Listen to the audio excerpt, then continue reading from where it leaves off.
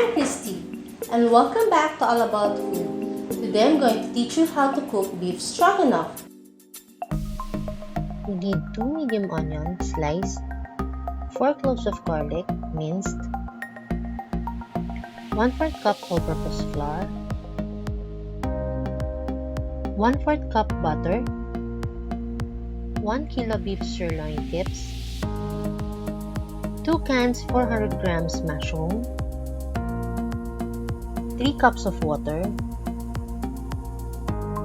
1 tablespoon cooking oil, 2 tablespoons distilled vinegar, salt and pepper, 1 tablespoon Worcestershire sauce, 2 pouch 250 ml all-purpose cream, 2 knorr cubes, 500 grams of egg noodles or pasta.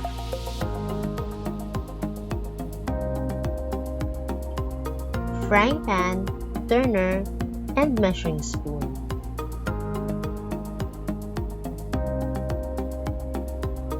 Preheat the pan.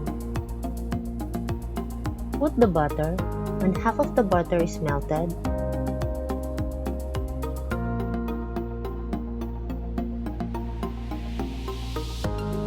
add the flour to make a roux.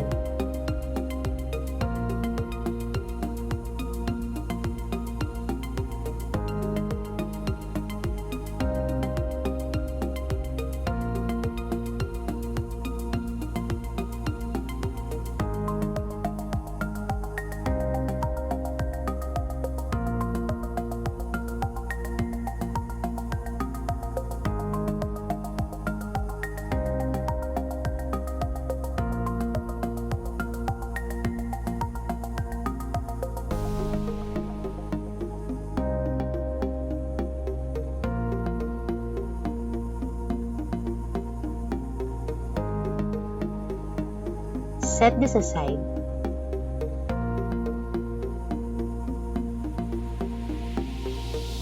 In the same pan, put the cooking oil.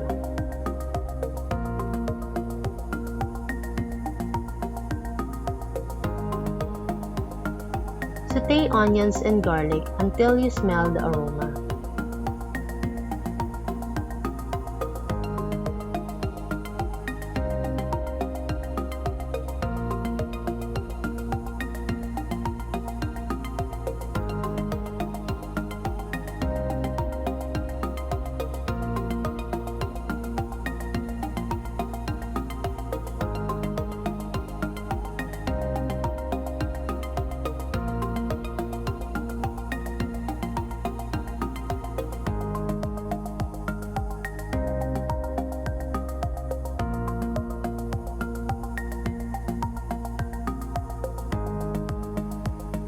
Put the beef.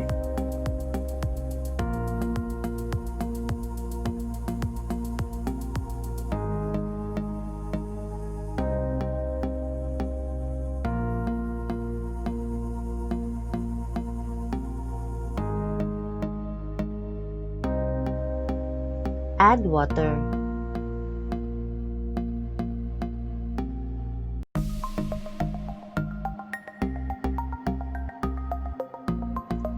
Add knorr cubes,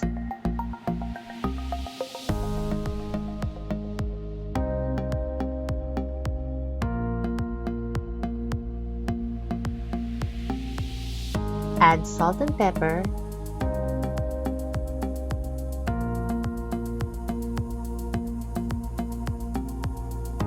add Worcestershire sauce.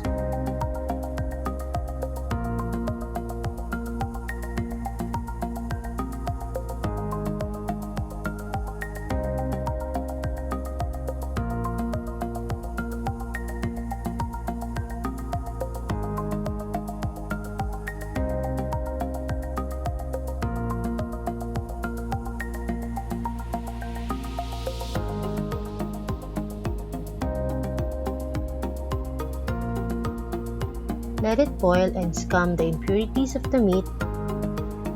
Simmer in a very low heat for 1 hour and 45 minutes or until your desired tenderness of the meat.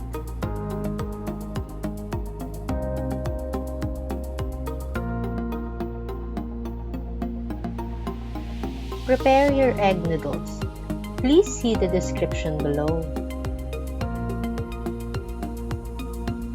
Mix the all-purpose cream and vinegar to make a sour cream substitute.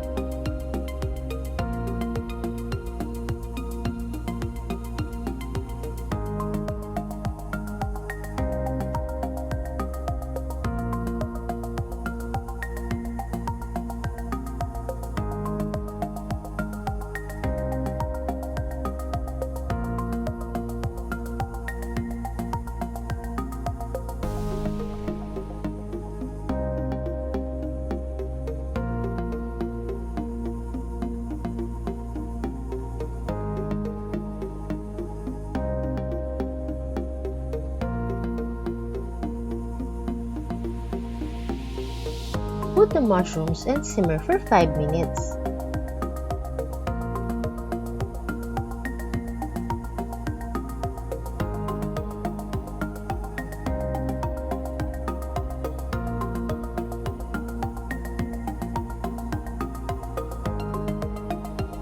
Prepare your pasta. Please see the description below.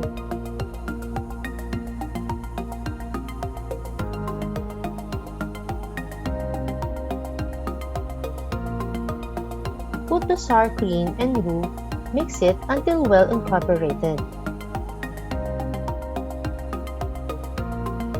Simmer for 2 minutes and turn off the heat.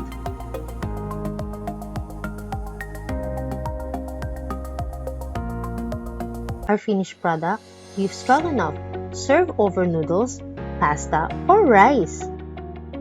Thank you very much to all my subscribers. If you like this video, please give it a thumbs up. Please consider subscribing to my channel. Hit that notification bell so you'll be notified every time I post a new video. Have a great day. Thank you for watching.